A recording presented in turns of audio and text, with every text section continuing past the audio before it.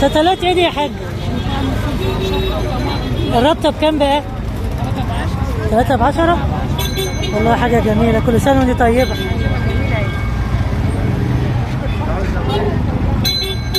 شتلات هنا هي يا حبايبي عشان تتزرع في البلكونة أو في البيت أو في أي حاجة أو في الحديقة.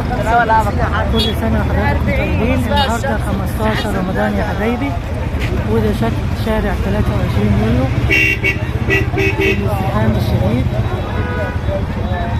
ده الشارع بتاع الموقف حبايبي، كل البياعين والتجار جايين هنا يفرشوا في السوق، كله بيفرش في السوق.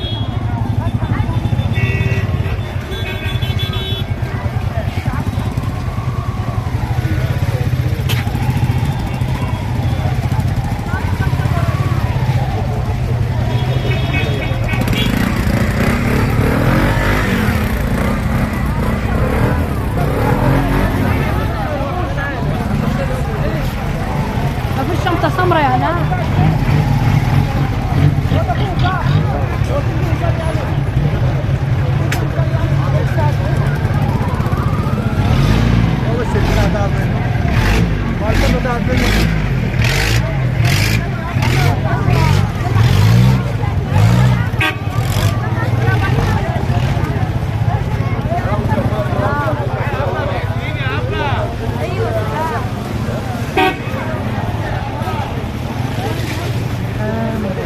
جدا موقع زيتون، كل التجار فارشين منتجاتهم عشان احنا بقى في رمضان ازدحام غير عادي.